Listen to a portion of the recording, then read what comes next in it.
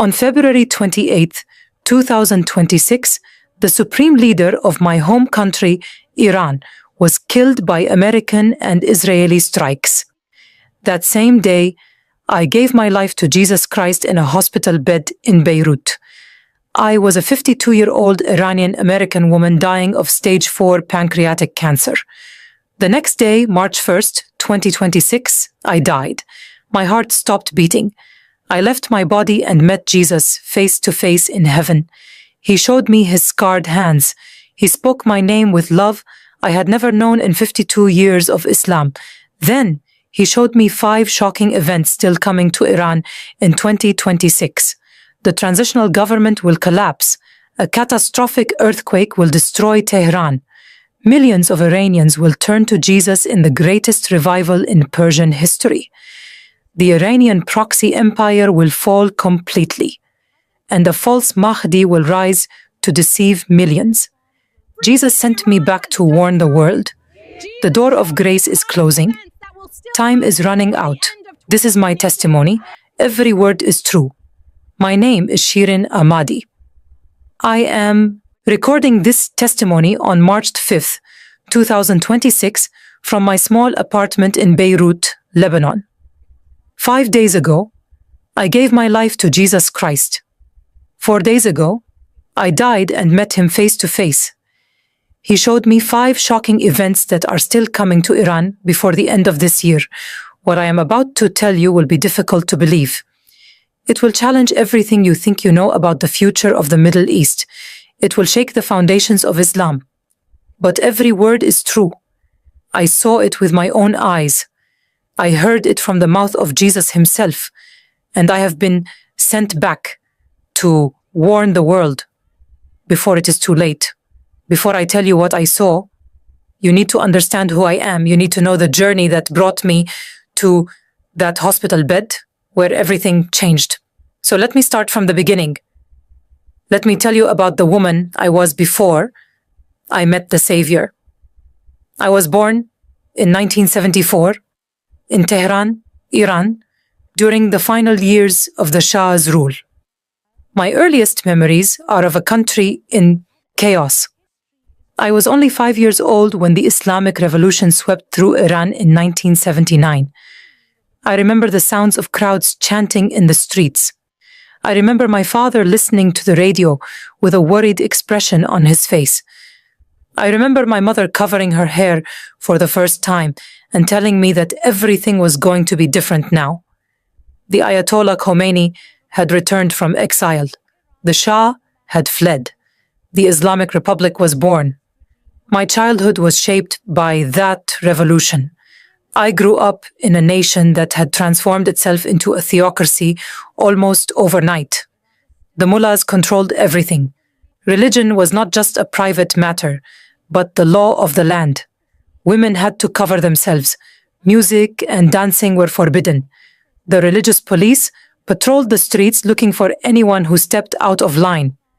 My family was not extremely religious, but we followed the rules because we had no choice. My father was a shopkeeper who sold carpets in the Tehran bazaar. My mother was a homemaker who raised me and my younger brother Riza. We prayed when we were supposed to pray. We fasted during Ramadan. We observed the holy days and the rituals.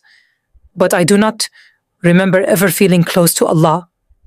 I said the words and performed the actions, but it all felt empty and mechanical. I remember asking my mother once why we had to pray 5 times a day. She looked at me with fear in her eyes and told me to never ask such questions. Questioning Islam was dangerous. People who questioned disappeared. So I learned to keep my doubts silent. I learned to perform faith without feeling it. I learned to be a good Muslim girl on the outside while carrying confusion and emptiness on the inside. As I grew older, I began to dream of escape. I watched Western movies secretly with my friends. I listened to forbidden music. I read books that were banned by the regime. I saw a world beyond the walls of the Islamic Republic, a world where women could dress as they pleased, speak their minds freely, and live without fear of the religious police. I wanted that world desperately. I wanted to breathe air that was not heavy with rules and restrictions. I wanted to be free. My father saw the restlessness in me, and he worried. He had seen what happened to young people who rebelled against the system. They were arrested, imprisoned, sometimes executed. He did not want that fate for his daughter. So when I was 19 years old, he made arrangements for me to leave Iran. He had a distant cousin in Los Angeles who agreed to sponsor my visa. In 1993, I boarded a plane and left the only home I had ever known. I will never forget the moment the plane lifted off from Tehran's Mehrabad airport. I pressed my face against the window and watched the city shrink below me. The brown mountains surrounding Tehran grew smaller and smaller until they disappeared beneath the clouds. I felt a strange mixture of excitement and grief. I was leaving behind my parents, my brother, my childhood, everything familiar. But I was also leaving behind the cage that had confined me for 19 years. I was flying toward freedom. I was flying toward America. I was flying toward a future I could not yet imagine. When I landed in Los Angeles, I felt like I had arrived on another planet. Everything was different. The buildings, the cars, the people, the way they dressed and talked and moved through the world. Women walked freely without hijabs. Men and women held hands in public. Music played everywhere. Nobody checked to see if you were praying. Nobody cared what you believed or did not believe. It was overwhelming and beautiful and terrifying all at once. I stayed with my father's cousin for the first year while I learned English and found my footing. Those early months were difficult. I was lonely and homesick. I missed my mother's cooking and my father's stories and even my annoying little brother Reza. I called them when I could afford it. But international calls were expensive and the connection was always bad. I wrote letters that took weeks to arrive. I felt suspended between two worlds, no longer fully Iranian, but not yet American. But slowly, day by day, I built a new life. I improved my English. I got a job working as a receptionist at a medical clinic. I made friends with other immigrants who understood what it meant to start over in a strange land. I began to feel like maybe I could belong here after all. In 2000, I married a man named Dariush. He was also Iranian American, born in Iran but raised in California. He was handsome and charming and made me laugh in a way no one else could. I thought I had found my happily ever after. I thought America had given me everything I had dreamed of as a girl in Tehran. But marriage is harder than fairy tales make it seem. Dariush and I were different in ways that became more painful over time. He wanted a traditional wife who would stay home and serve him. I wanted a partner who would see me as an equal. We argued constantly. The charm that had attracted me turned into manipulation. The laughter turned into silence. After 7 years, we divorced. There were no children because we could never agree on when or whether to have them. I was 33 years old and alone again. The divorce broke something inside me. I had built my whole identity around being Dariush's wife, around being part of an Iranian American community that valued marriage above almost everything else. Now I was a divorced woman, a failure in the eyes of my culture. My parents were heartbroken when I told them. My mother wept on the phone and asked what she had done wrong in raising me. My father said little, but I could hear the disappointment in his silence. I fell into a deep depression that lasted for years. I went through the motions of life, working, eating, sleeping, but I felt nothing inside. The emptiness I had carried since childhood grew into a black hole that threatened to swallow me completely. I tried therapy, I tried medication, I tried yoga and meditation and self-help books. Nothing filled the void. I was hollow and I did not know how to become whole again. In 2011, at the age of 37, I made a decision that surprised everyone who knew me. I decided to leave America and move to Lebanon. I cannot fully explain why I chose Lebanon. Perhaps I wanted to be closer to the Middle East without returning to Iran. Perhaps I wanted a fresh start in a place where no one knew my story. Perhaps I was running away from the wreckage of my life in Los Angeles. Whatever the reason, I sold everything I owned, packed 2 suitcases, and flew to Beirut. I found work as a caregiver, helping elderly and sick patients in their homes and in hospitals. The pay was modest, but the work gave me something I had lost: purpose. For the first time in years, I felt useful. I was easing suffering. I was providing comfort. I was making a small difference in the world. The emptiness did not disappear, but it became more bearable when I was focused on caring for others. For 15 years, I built a quiet life in Lebanon. I lived in a small apartment in Beirut, far from the areas controlled by Hezbollah. I worked long hours caring for patients. I made a few friends, but kept mostly to myself. I sent money to my parents in Tehran when I could. I watched from a distance as my brother Reza got a government job and married and had children I had never met. I grew older in a land that was not quite home, but had become familiar. I rarely thought about God or religion. Islam felt like a distant memory from another life. I did not pray. I did not fast. I did not observe any rituals. I had left all of that behind, along with so many other things. I thought I would live out my remaining years in this quiet, purposeless existence, caring for others while slowly fading away. I never imagined that death would come for me so soon. And I certainly never imagined that death would be the doorway to finally finding what I had been searching for my entire life. In late 2024, I began feeling tired all the time. At first, I thought it was just age catching up with me.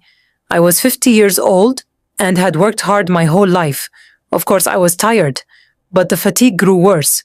I started losing weight without trying. I had pain in my abdomen that would not go away. My skin and eyes began to turn yellow. I knew something was seriously wrong. I went to the hospital and the doctors ran tests.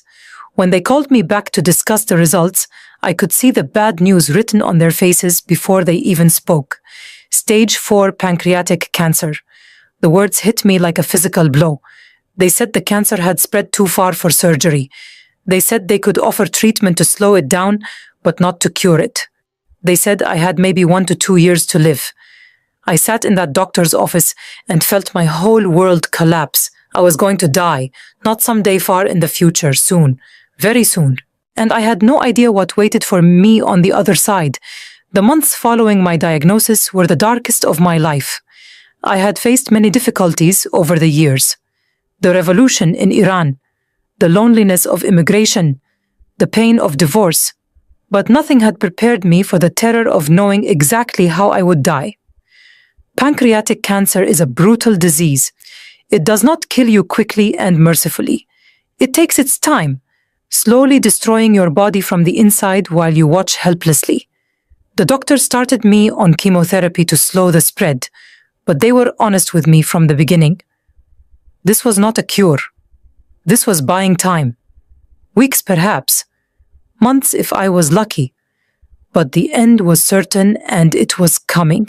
I spent many nights alone in my apartment, staring at the ceiling and wondering what would happen when my heart finally stopped beating. Would there be anything after death? Would I face judgment from Allah, whom I had ignored for decades? Would there be only darkness and nothingness? The uncertainty was almost worse than the disease itself. The chemotherapy made me violently ill. After each treatment session, I would spend days vomiting and shaking with fever. My hair began falling out in clumps. I lost so much weight that my clothes hung off my body like rags on a scarecrow. The pain in my abdomen grew worse despite the medications they gave me. Some days I could barely get out of bed. I had to stop working because I was too weak to care for anyone else. The woman who had spent 15 years caring for others now needed care herself. It was humiliating and heartbreaking. I had no family in Lebanon to help me. My few friends did what they could, but they had their own lives and responsibilities. Most of the time, I was alone with my pain and my fear and the slow countdown to my death. I began spending more and more time in the hospital as my condition worsened. Some weeks, I would be admitted 2 or 3 times for complications, infections, dehydration, internal bleeding. Each time, I wondered if this would be the visit I would not return home from. It was during these long hospital stays that I first noticed the Christians. They would come in groups of 2 or 3, walking through the wards with gentle smiles on their faces. They carried bags filled with supplies like soap and toothpaste and clean towels. They brought food for patients whose families could not afford to feed them. They sat with the lonely and held the hands of the dying. At first, I assumed they were some kind of charity organization. Lebanon has many such groups trying to help the poor and sick. But then, I heard them praying at the bedside of a patient down the hall. They were not reciting Islamic prayers. They were praying in the name of Jesus. I felt my body tense with suspicion. Christians. I had been taught my whole life that Christians were misguided people who worshipped a man instead of God. I had been told that they had corrupted their scriptures and invented lies about the Prophet Isa. I wanted nothing to do with them. But they kept coming back. Week after week, month after month, the same group would appear in the hospital. They never forced themselves on anyone. They never demanded that patients listen to their message. They simply served. They helped nurses change bedsheets. They cleaned up messes that were not their responsibility. They bought medications for patients who could not afford them. They treated Muslims and Christians with equal kindness without ever asking about religion first. I watched them from my bed with a mixture of curiosity and confusion. Why would they do all this? What did they gain from it? In Islam, we were taught that good works earned you favor with Allah. But these Christians seemed to expect nothing in return. They gave and gave and gave without keeping score. It made no sense to me. I had never seen religion practiced this way. The Islam of my childhood had been all about rules and punishments and fear. These Christians seemed to operate from something completely different, something that looked almost like love. The leader of the group was a Lebanese woman named Miriam Khoury. She looked to be about 45 years old, with dark hair, streaked with gray and warm brown eyes that seemed to see right through you. She was a Maronite Christian, part of an ancient church that had existed in Lebanon for centuries. I learned later that she had started this hospital ministry after her own mother died of cancer 10 years earlier. She had watched strangers show her mother kindness during those final months, and she had vowed to spend the rest of her life doing the same for others. Miriam noticed me watching her one afternoon as she helped an elderly man eat his lunch. She caught my eye and smiled. I looked away quickly, embarrassed to be caught staring. But later that day, she came to my bedside and introduced herself. She asked my name and where I was from. When I told her I was Iranian American, her eyes lit up with genuine interest. She said she had always wanted to visit Iran and see the ancient ruins of Persepolis. I expected Miriam to start preaching at me immediately. I expected her to pull out a Bible and tell me I needed to convert or burn in hell. That is what I thought Christians did. But she did nothing of the sort. She simply sat with me and talked. She asked about my life, my work as a caregiver, my years in America. She listened without judgment when I told her about my divorce and my estrangement from my family. She held my hand when I admitted that I was terrified of dying alone in this foreign country. She did not try to fix me or change me or convert me.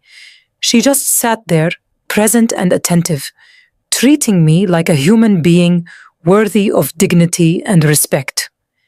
When she finally left that evening, she squeezed my hand and said she would pray for me. I nodded politely, but inside, I thought her prayers were useless. What could her Christian God do for a dying Muslim woman who had not prayed in decades? Miriam came back the next week and the week after that. Every time I was admitted to the hospital, she would somehow find out and appear at my bedside within a day or two. She brought me small gifts like flowers and chocolates and warm socks because the hospital was always cold. She helped me wash my hair when I was too weak to do it myself.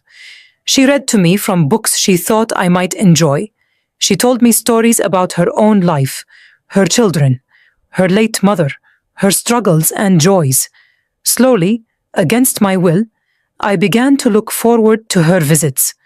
She was the only person in Lebanon who seemed to genuinely care whether I lived or died. She was the closest thing I had to a friend in this country, where I had lived for 15 years, but never truly belonged. I found myself opening up to her in ways I had never opened up to anyone. I told her about my childhood in Tehran, about the emptiness I had carried my whole life, about my failed attempts to find meaning and purpose through career and marriage and service. One afternoon, Miriam asked me a question that caught me completely off guard. She asked me what I believed happened after death. I stared at her for a long moment, not knowing how to answer. The truth was, I had no idea. Islam taught that the dead would be judged by Allah and sent to paradise or hell based on their deeds. But I had stopped believing in the Islamic version of God decades ago. I had stopped believing in anything. I told Miriam, honestly, that I was terrified of death because I did not know what waited on the other side. I told her that the uncertainty was eating me alive, worse than the cancer. She nodded slowly and did not immediately respond. I expected her to launch into a sermon about heaven and hell and the importance of accepting Jesus. But instead, she just sat quietly for a moment as if considering her words carefully. Then she said something that would stay with me for the rest of my life. She said that she was not afraid of death because she knew exactly where she was going. She said that Jesus had promised his followers eternal life in his presence, and that this promise was not based on anything she had done or could ever do. It was a free gift given out of love. She said that Jesus had died on a cross 2,000 years ago to pay the penalty for all human sin, and that anyone who trusted in him would be forgiven and welcomed into God's family forever. She spoke these words simply and confidently, without any trace of arrogance or manipulation. She was not trying to sell me anything. She was just telling me what she believed as naturally as if she were describing the weather outside. I listened to her words and felt something stir inside me, a tiny flicker of curiosity in the darkness of my soul. A question that I had never allowed myself to ask. What if the Christians were right? What if Jesus was more than just a prophet? What if there really was a way to face death without fear? I asked Miriam to tell me more about Jesus. She smiled as if she had been waiting for this moment and reached into her bag. She pulled out a small book, a Bible translated into Farsi, my native language. She said she had been carrying it with her for weeks, hoping I would eventually ask for it. She placed it in my hands and told me to start with the Gospel of John. She said that book would introduce me to who Jesus really was. I took the Bible and hid it under my pillow. I felt like a criminal possessing forbidden material. In Iran, owning a Bible was illegal. Even in Lebanon, I felt nervous having it near me. What if someone saw? What if they told my family? What if they reported me to some authority? But that night, after the nurses finished their rounds and the lights were dimmed, I pulled out the little book and began to read. The words I found there would begin to change everything I thought I knew about God. I read the Gospel of John slowly over the following weeks. Every time I was admitted to the hospital, I would take out the book and read a few more pages. The words were unlike anything I had encountered in the Quran. The Quran spoke of a distant and demanding God who kept track of every deed and would judge harshly on the last day. But this book spoke of a God who loved the world so much that he sent his own son to save it. It spoke of a Jesus who healed the sick and welcomed sinners and forgave people who did not deserve forgiveness. It spoke of eternal life as a gift rather than a reward for perfect obedience. I read about Jesus raising a dead man named Lazarus back to life, I read about Jesus washing the feet of his own disciples like a servant.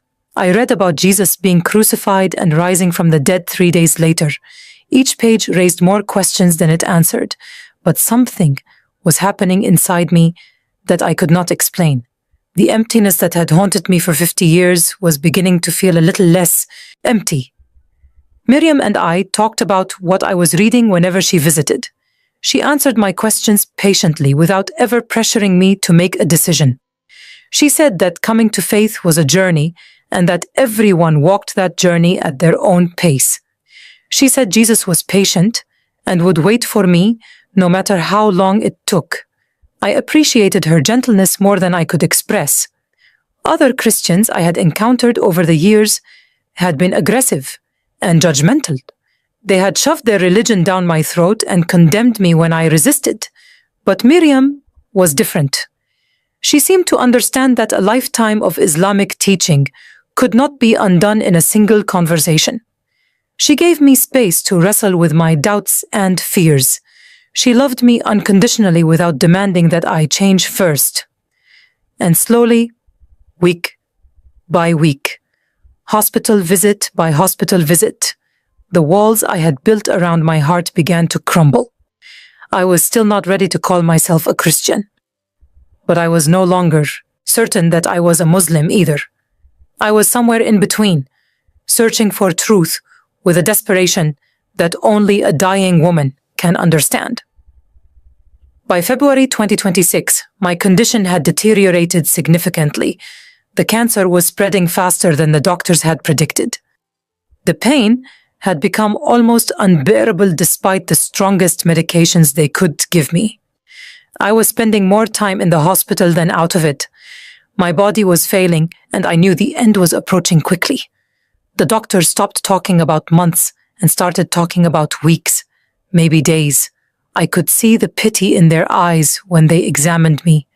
They had done everything they could, and it was not enough. I was going to die, and there was nothing anyone could do to stop it. I lay in my hospital bed during those final days of February, feeling weaker than I had ever felt in my life. Walking to the bathroom exhausted me completely. Eating even a few bites of food made me nauseous. I slept most of the time because being awake meant being in pain.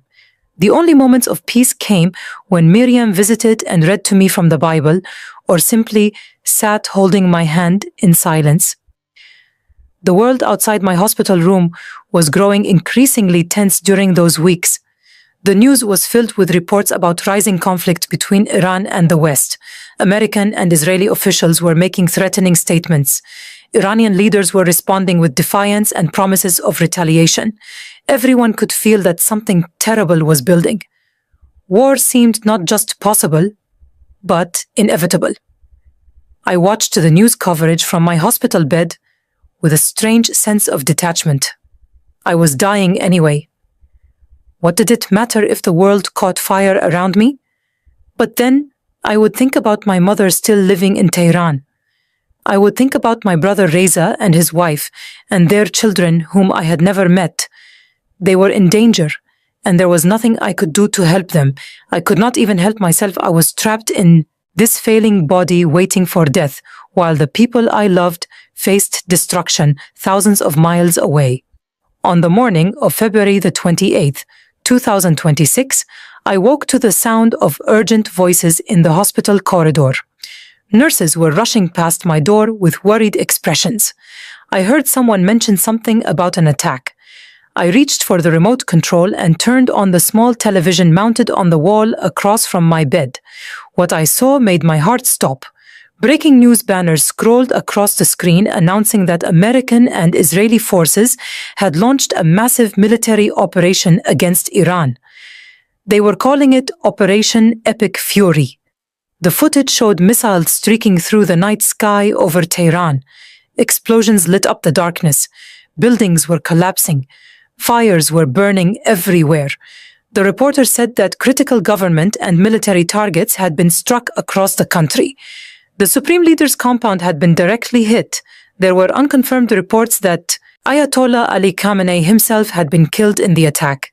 I stared at the television screen, unable to process what I was seeing. Tehran was burning. The city where I was born, the city where my mother and brother still lived, was being destroyed before my eyes. I tried to call them, but the phone lines were jammed. I tried again and again, but could not get through. I sent text messages that showed as undelivered. I was completely cut off from my family at the moment they needed me most. The television kept showing the same footage over and over. Missiles falling, explosions blooming, smoke rising into the sky. The reporters were saying that this was the largest military operation in the Middle East in decades. They were saying that Iran's air defenses had been overwhelmed. They were saying that the Islamic Republic was under attack on multiple fronts. I watched in horror as the country of my birth was torn apart. Whatever I had felt about the regime and its oppression, these were still my people.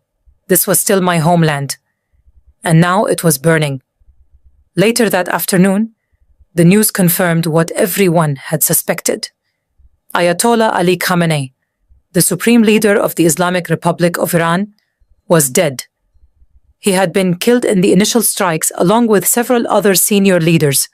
The man who had ruled Iran with an iron fist for over 3 decades was gone. The face of the Islamic Republic, the voice that had shaped my childhood and terrified my parents, was silenced forever. I did not know how to feel. Part of me felt a grim satisfaction. This was the regime that had stolen my childhood. This was the system that had forced my family to live in fear. This was the theocracy that had imprisoned and executed anyone who dared to question it. But another part of me felt only grief. Grief for the innocent people caught in the crossfire. Grief for my mother who was somewhere in that chaos. Grief for a country that had never known peace in my lifetime. I lay in my hospital bed weeping for reasons I could not fully explain. Miriam arrived at the hospital that evening. She had heard the news and rushed to be with me, knowing I would be devastated.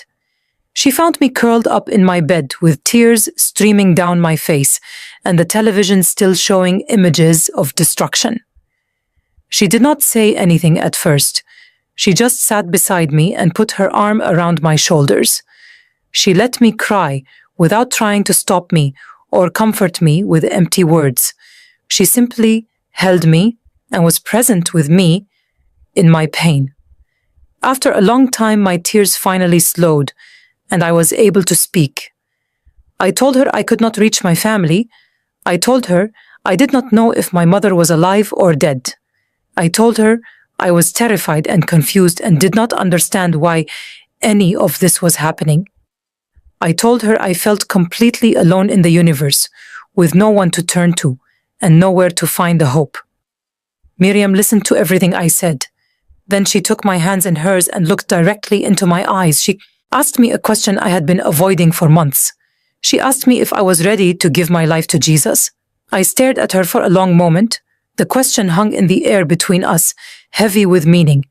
I had been circling around this decision for weeks, reading the Bible, asking questions, feeling the pull of something I could not name.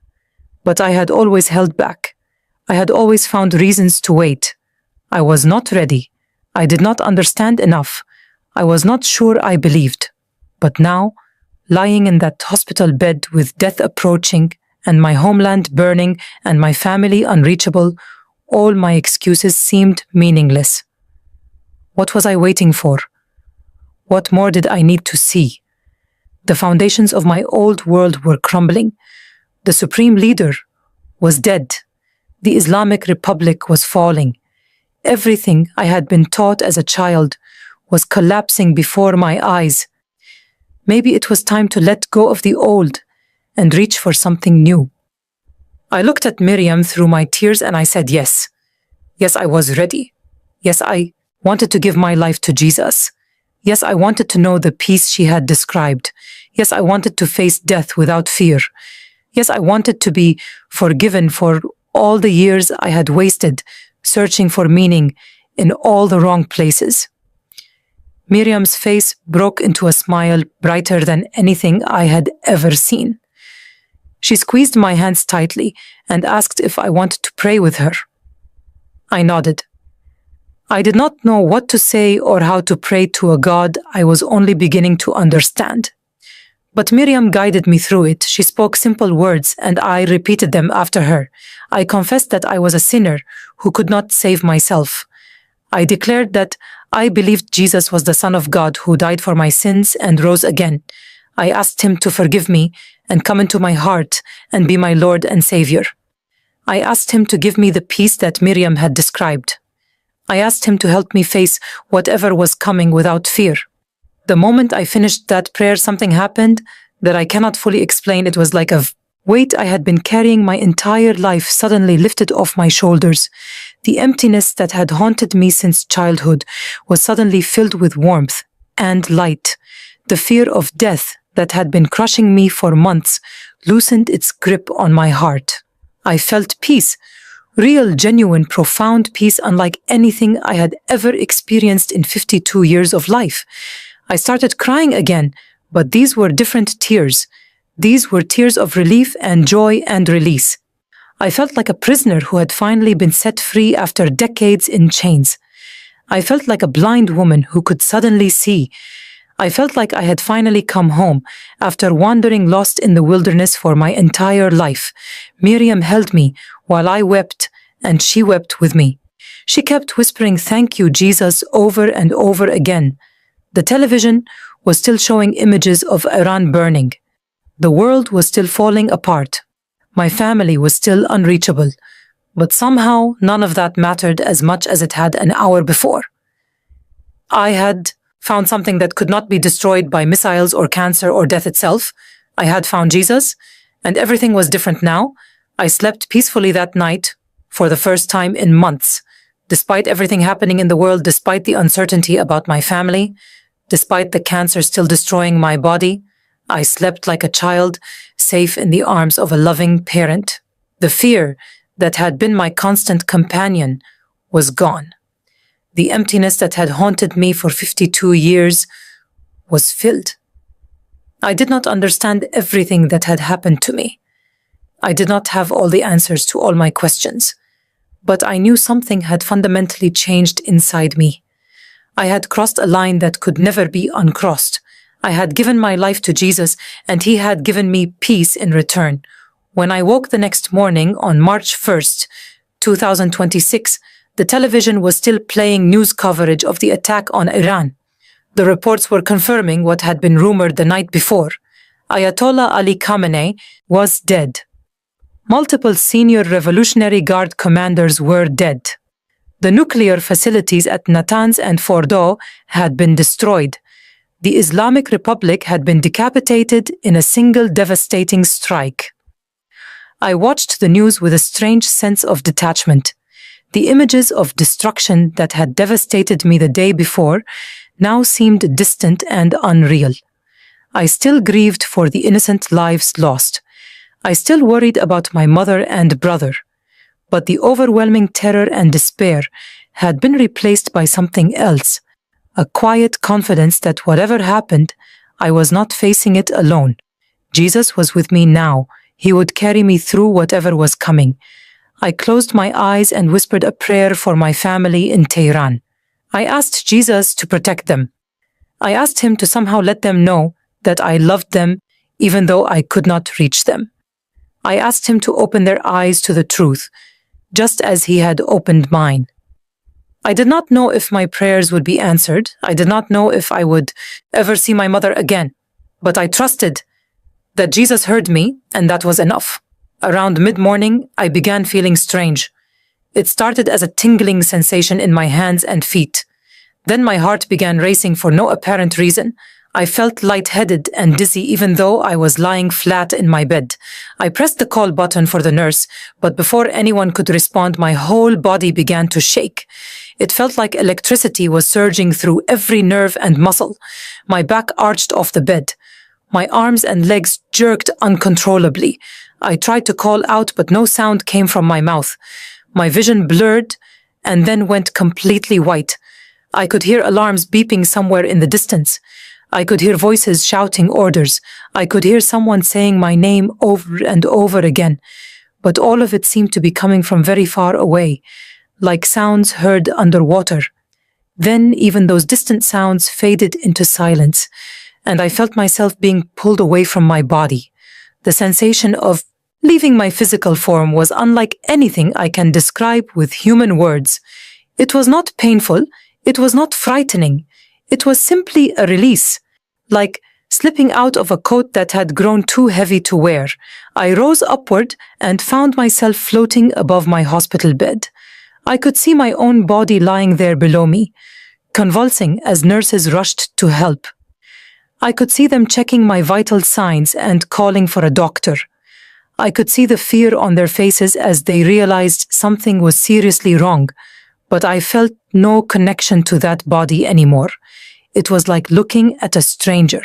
I watched for a moment, curious but not concerned, and then I felt a pull from somewhere above me, a gentle but irresistible force drawing me upward toward something I could not yet see.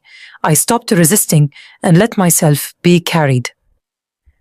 I rose through the ceiling of the hospital, through the floors above me, through the roof and into the sky over Beirut. I kept rising higher and higher. The city of Beirut shrank below me until it was just a cluster of tiny buildings along the coast. I could see the Mediterranean Sea sparkling in the morning sun. I could see the mountains of Lebanon rising to the east. I could see the curve of the coastline stretching north and south. Then even those landmarks became small and distant as I continued to ascend. I passed through clouds that felt like cool mist against whatever I had become. I rose until I could see the entire country of Lebanon spread out below me. Then the entire Eastern Mediterranean.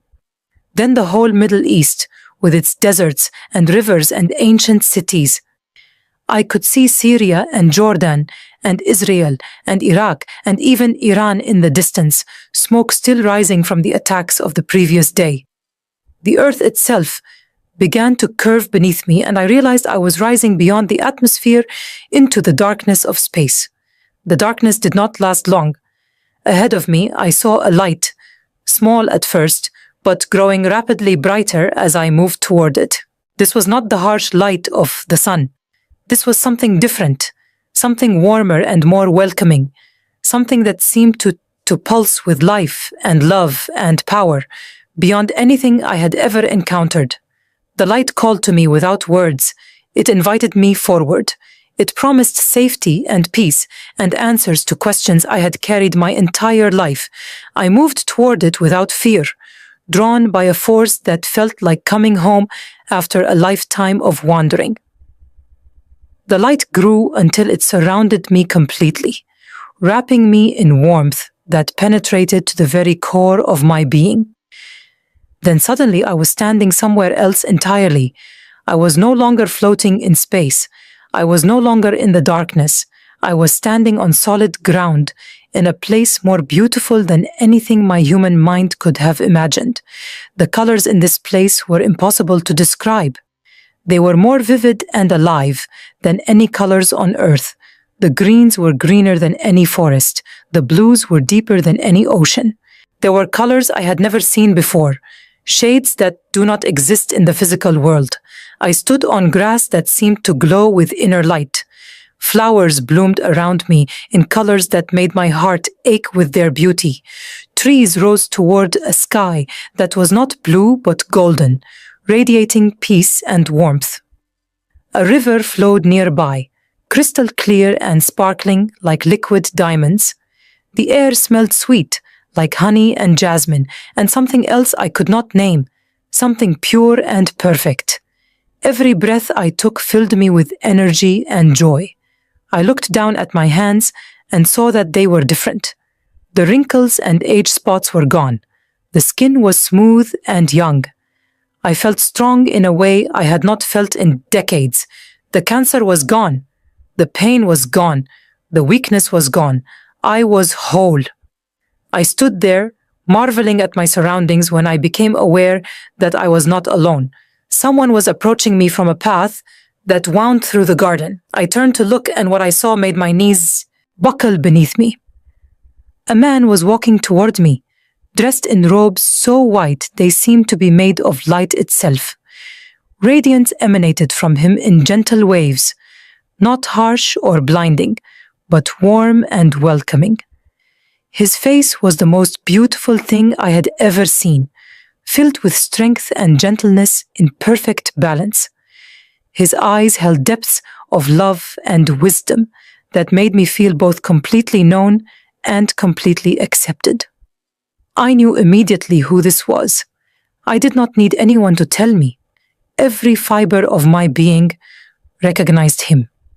This was Jesus, the same Jesus I had read about in the Gospel of John, the same Jesus I had given my life to just hours before, the same Jesus that Miriam had told me about for months. He was real. He was here. He was walking toward me through a garden in paradise. He stopped a few feet away from me and smiled. His smile was like the sun breaking through clouds after a long storm. It warmed places inside me that I did not even know were cold. He spoke my name, and his voice was like music, like thunder, like a father calling his child home after a long journey. "Shirin," he said, "welcome. I have been waiting for you." I tried to respond, but no words came out. I fell to my knees before him, overwhelmed by his presence, overwhelmed by the reality that he was actually standing in front of me. He reached down and took my hands in his. I felt the scars in his palms, the wounds from the nails that had pierced him on the cross. The scars were real. The crucifixion had happened. Everything Miriam had told me was true. He lifted me to my feet and held my hands gently. "Do not be afraid," he said. "You are safe now. You are home. But I have brought you here for a purpose.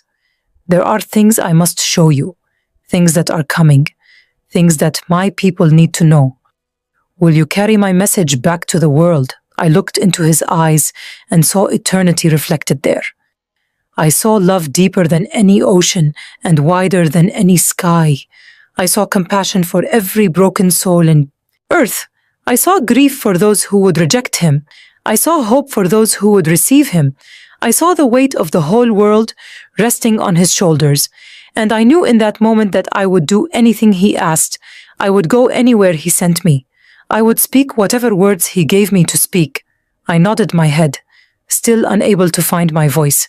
"Yes," I finally managed to whisper. "Yes, I will carry your message. Show me what I need to see." He smiled again and took my hand more firmly. "Come," he said. "There is much to show you and little time remains. The door of grace is closing. My people must be warned. Iran must be warned. The world must be warned. Come and see what is still to come." Jesus held my hand, and we began walking together through the beautiful garden. The grass felt soft beneath my feet, and the air was filled with a fragrance sweeter than anything on earth. But as we walked, the scenery around us began to change. The colors faded slightly, and the golden sky grew darker. I sensed that we were moving towards something serious, something that would require all my attention and courage. Jesus looked at me with compassion in his eyes and said that what he was about to show me would be difficult to watch. He said these were events that were still coming to Iran in the year 2026, events that would shake the nation and the entire Middle East. He said I must pay close attention because I would need to remember every detail when I returned to my body. He said the people of Iran needed to hear this warning before it was too late. I nodded and gripped his hand tighter, preparing myself for whatever was coming. The garden disappeared completely, and suddenly we were standing high above the earth, looking down at Iran. I could see the familiar shape of the country spread out below me, the mountains and deserts and cities I had known in my childhood. Smoke still rose from Tehran and other locations that had been struck in the attacks, but Jesus pointed toward the capital and said, "Watch what happens next." I saw the remaining leaders of the Islamic Republic gathering in emergency meetings. They were frightened and confused without Khamenei to guide them. The supreme leader had held absolute power for so long that no one knew how to function without him. The Assembly of Experts met hastily and announced the formation of a transitional government. They appointed a council of senior clerics and Revolutionary Guard commanders to share power temporarily. They promised the Iranian people that stability would be restored and that the Islamic Republic would survive this crisis. Jesus told me to watch carefully as the weeks unfolded before my eyes like a movie, playing at high speed. I saw the transitional government making announcements on television, trying to project confidence and control. I saw them promising reforms and dialogue with the international community. I saw some Iranians cautiously hopeful that maybe this time things would be different. Maybe the old hardliners would finally loosen their grip. Maybe the new leaders would bring real change. But Jesus shook his head sadly and said, "This hope was an illusion." He told me to look deeper and see what was really happening behind the scenes. I looked and saw the truth. The same corrupt men who had oppressed the people for decades were still in charge. They had simply rearranged themselves into a new formation. They had no intention of sharing power or allowing genuine reform. They were fighting among themselves for control, each faction trying to grab as much influence as possible while pretending to cooperate. The scene shifted, and I saw the cracks appearing in the transitional government within weeks of its formation. Revolutionary Guard commanders accused each other of disloyalty. Hardline clerics clashed with those who wanted to negotiate with the West. Secret meetings turned into shouting matches. Allies became enemies overnight. The unity they displayed on television was a complete lie. Behind closed doors, they were tearing each other apart. Meanwhile, the economy collapsed entirely. The war had destroyed critical infrastructure. Sanctions tightened as the international community refused to trust the new leadership. The Iranian rial became worthless almost overnight. Banks closed their doors. Businesses shut down. Food shortages spread across the country as supply chains broke down. Ordinary Iranians who had hoped for stability found themselves worse off than before. They could not buy bread. They could not afford medicine. They watched their savings become worthless paper. The suffering was immense and growing worse by the day. Then the protests began. I saw them starting small in the poorer neighborhoods of Tehran, groups of desperate people demanding food and jobs. But they spread rapidly, growing larger and angrier with each passing day. Soon, millions of people filled the streets of every major city. Tehran, Isfahan, Shiraz, Mashhad, Tabriz. The crowds were unlike anything Iran had seen before. They were not just students and activists, they were ordinary families, workers, even some government employees who had finally had enough. They chanted slogans against the regime. They tore down posters of Khamenei and the new leaders. They burned government buildings and attacked symbols of the Islamic Republic. The transitional government ordered the Revolutionary Guard to crush the protests as they had done so many times before. But this time something was different. Some guard units refused to fire on their own people. Others defected entirely, joining the protesters in the streets. The regime's last line of defense was crumbling from within. Jesus told me to watch the final collapse. I saw the transitional government falling apart completely by the end of 2026. The clerics fled to Qom, seeking protection in the holy city. The Revolutionary Guard commanders turned on each other, some trying to escape the country while others fought for the remaining scraps of power. The government buildings in Tehran were overrun by crowds. Files were burned, offices were looted, symbols of the regime were destroyed. The Islamic Republic that had ruled Iran since 1979 ceased to exist. It did not fall to foreign invasion. It collapsed from within, destroyed by its own corruption and the anger of its own people. Jesus looked at me with tears in his eyes and said this was the first event I needed to share. The transitional government would fail. The Islamic Republic would end. Iran would be plunged into chaos before finding its way to something new. The scene changed again, and I found myself looking at Tehran from a different angle. The city looked quieter now, the protests apparently over for the moment. People were going about their daily lives, trying to survive amid the economic collapse. Then I felt the ground beneath my feet begin to shake. It started as a low rumble, barely noticeable at first, but it grew stronger and stronger until the whole earth seemed to be convulsing. I watched in horror as buildings began to sway and crack. The old structures in the southern parts of the city collapsed first, brick and concrete crumbling like sand. Then the taller buildings began to fall, modern towers that had been built to withstand earthquakes but could not survive this. I saw the Milad Tower, the iconic landmark of Tehran's skyline, crack at its base and topple slowly to the ground. I saw highways buckle and bridges collapse. I saw apartment buildings pancake floor upon floor, trapping thousands of people inside. The destruction was beyond anything I could have imagined. Jesus told me this was the great earthquake that would strike Tehran. He said scientists had warned for decades that the city sat on major fault lines and was overdue for a catastrophic quake. But the regime had ignored the warnings, building cheaply and without proper safety standards. Now the consequences would be devastating. He showed me the death toll, rising into the hundreds of thousands as rescue workers struggled to reach survivors buried in the rubble. He showed me hospitals overwhelmed with the injured and dying. He showed me families weeping in the streets over the bodies of their loved ones. He showed me the entire city transformed into a wasteland of broken concrete and twisted steel. The earthquake would strike while Iran was already weakened by war and political collapse. The nation would have no capacity to respond. International aid would be slow to arrive because of the ongoing chaos. The suffering would be immense.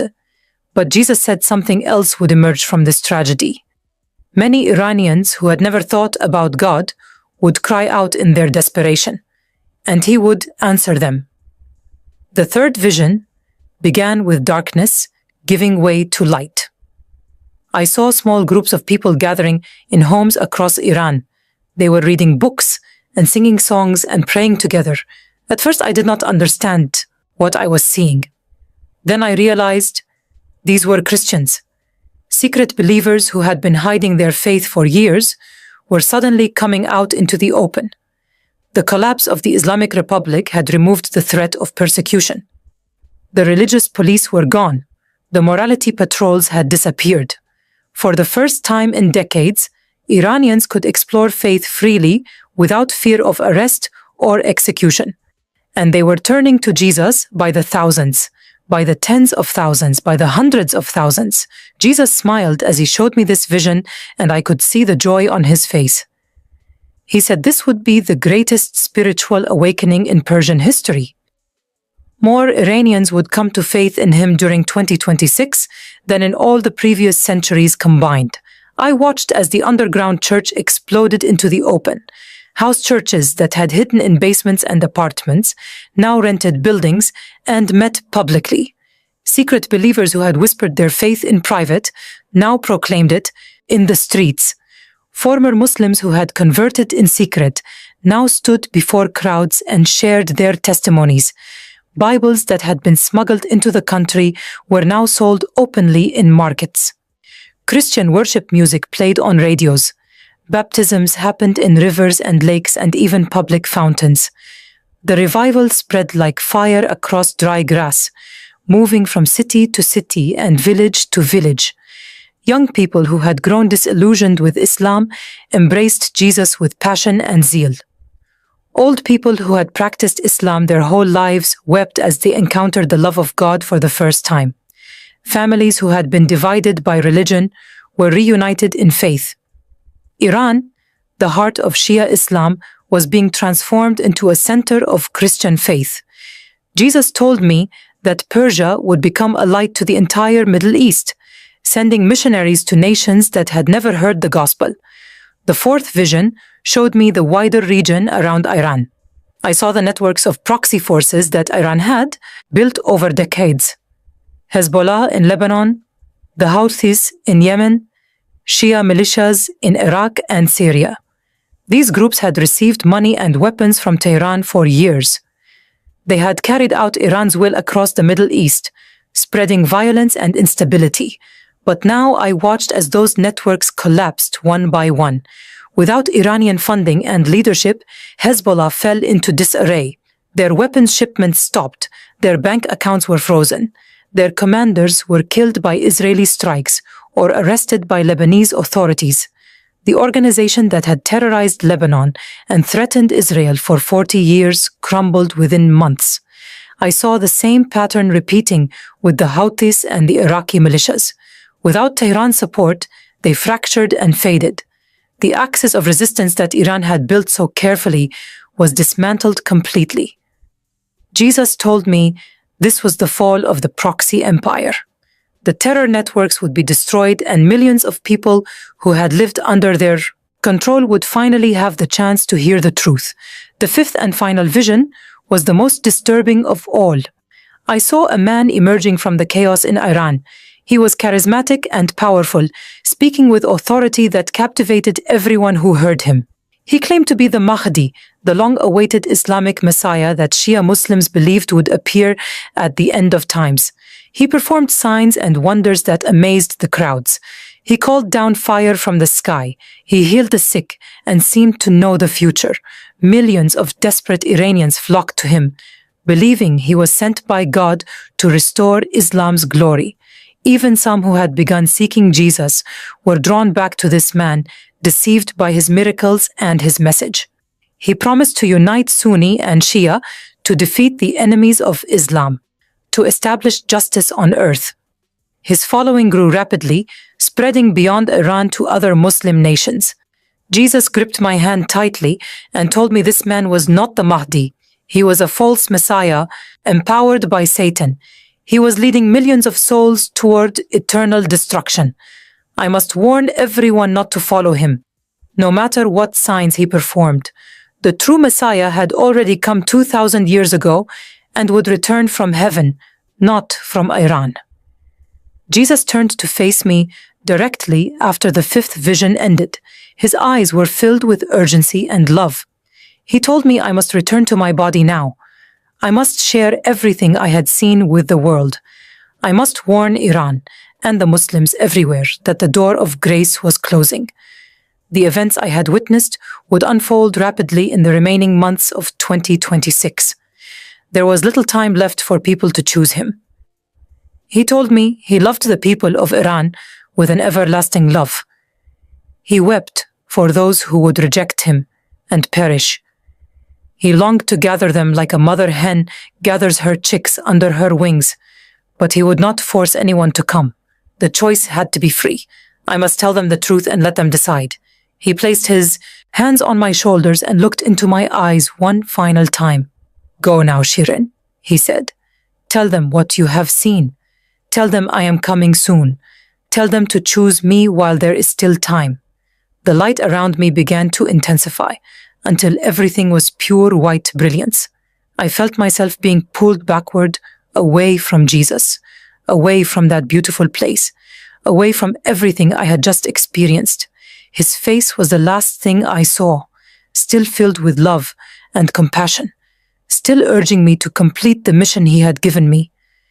Then, the white light transformed into darkness, and I felt myself falling, not falling into emptiness or terror, but falling back into something heavy and confining, my body. I was returning to my physical form on earth. The sensation was jarring and painful after the freedom I had experienced in the heavenly realm. Suddenly, I could feel weight again. I could feel the rough hospital sheets beneath me. I could feel the tubes connected to my arms. I could feel the dull ache of my failing organs. But something was different.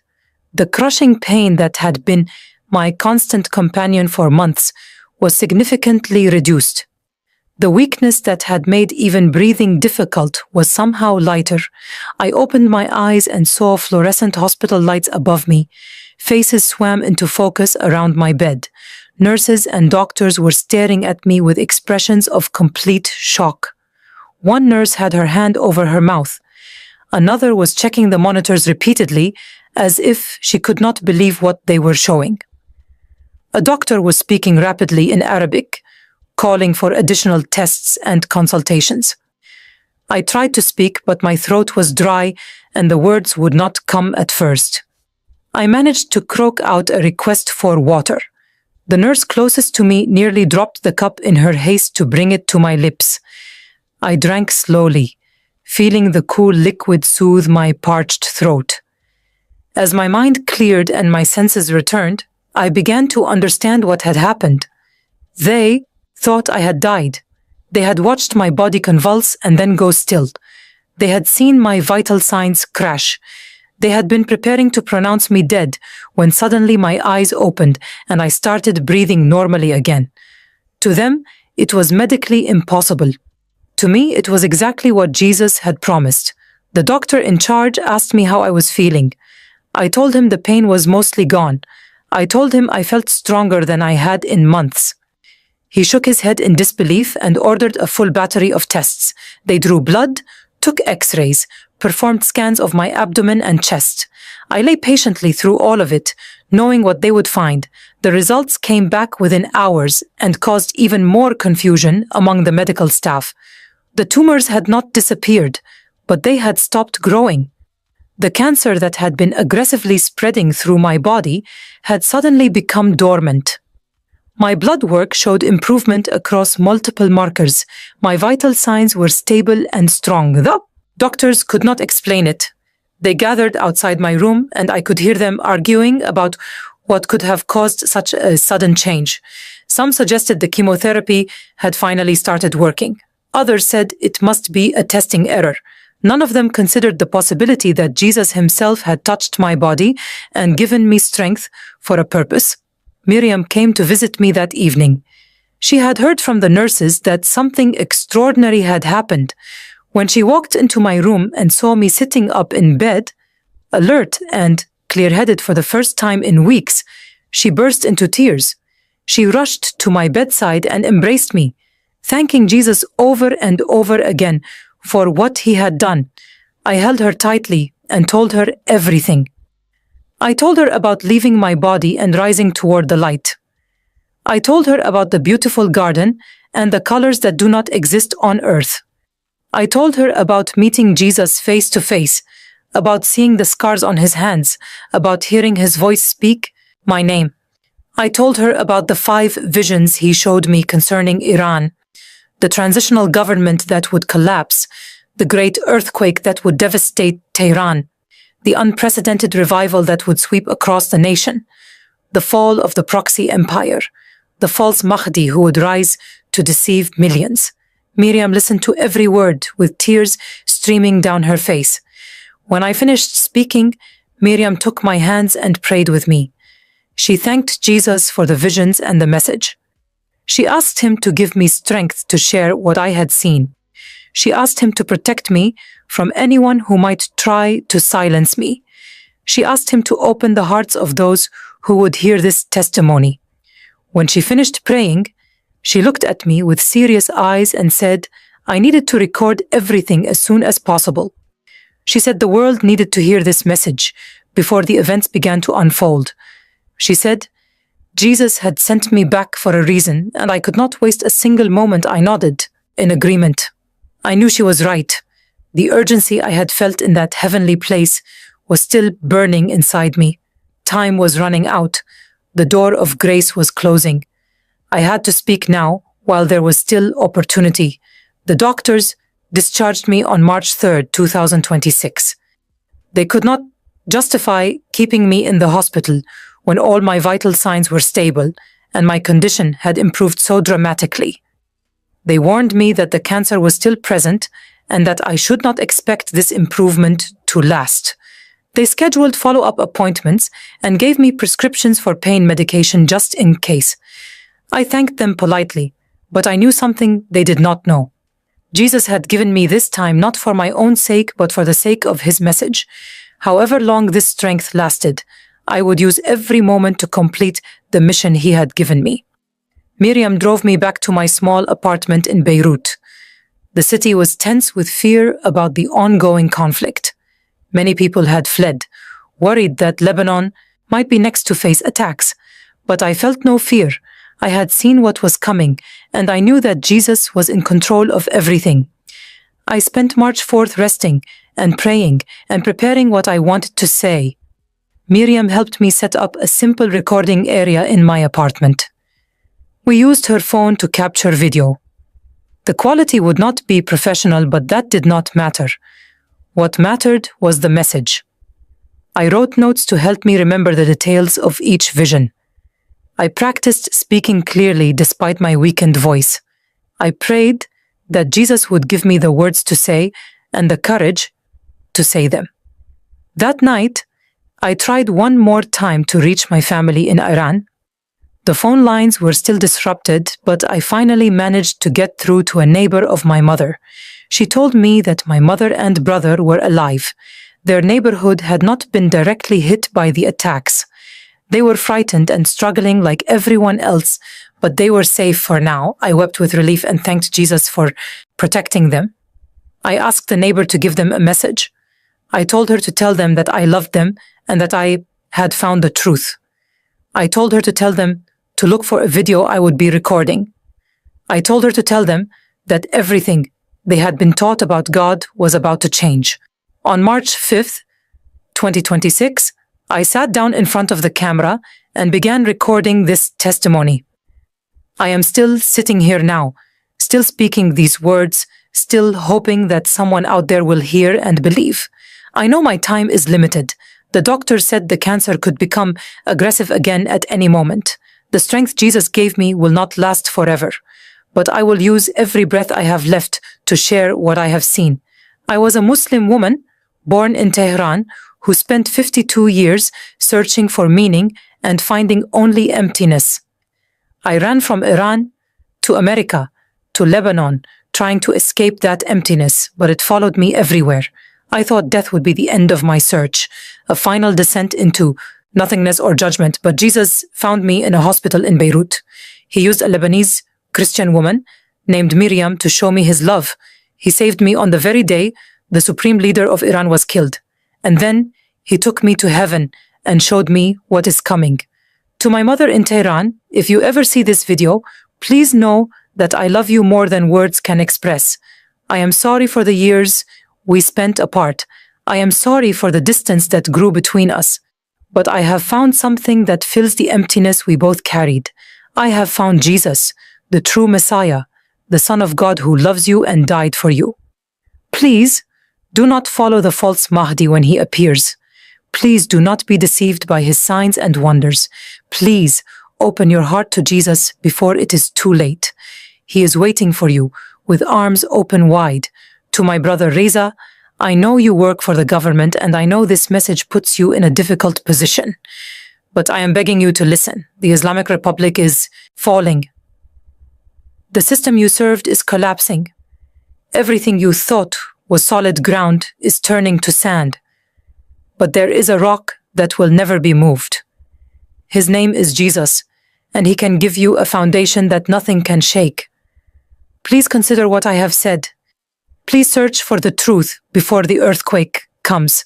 To every Iranian watching this, whether you are in Iran or scattered across the world, please hear me. I was one of you. I grew up with the same teachings and the same traditions. I memorized the same Quran verses and observed the same rituals. I believed what you believe now, but it was all empty. It could not save me. It could not give me peace. It could not fill the void in my soul.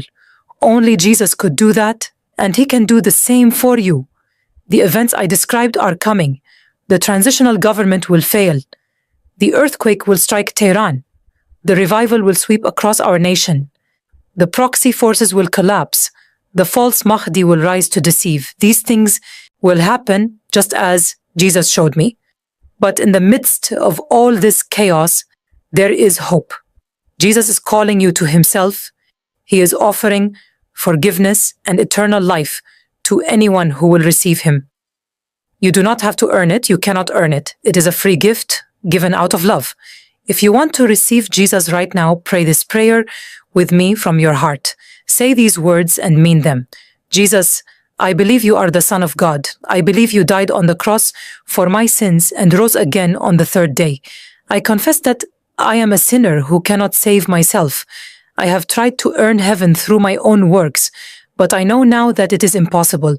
Please forgive all my sins. Wash me clean with your blood. Come into my heart and be my Lord and Savior. I turn away from everything that kept me from you. I choose to follow you alone for the rest of my life. Thank you for loving me and dying for me. In your name I pray. Amen. If you prayed that prayer sincerely, you are now a child of God, not because of anything you did, but because of what Jesus did for you. Welcome to the family. Your eternity is secure, no matter what happens in this world. My name is Shirin Ahmadi. I was born in Iran, lived in America, and have spent the last 15 years in Lebanon. I was diagnosed with terminal cancer and given months to live. But on February 28th, 2026, I gave my life to Jesus Christ. On March 1st, 2026, I died and met him face to face in heaven. He showed me 5 events still coming to Iran before the end of this year. He sent me back to warn the world. I do not know how much longer I have on this earth. The cancer may return tomorrow. The conflict in the region may reach Lebanon. Anything could happen. But I am not afraid anymore. I know where I am going when I die. I know who is waiting for me on the other side. And I know that my mission on earth is to tell as many people as possible about him before my time is finished. The door of grace is still open, but it is closing. Please do not wait another day. Choose Jesus now while you still can.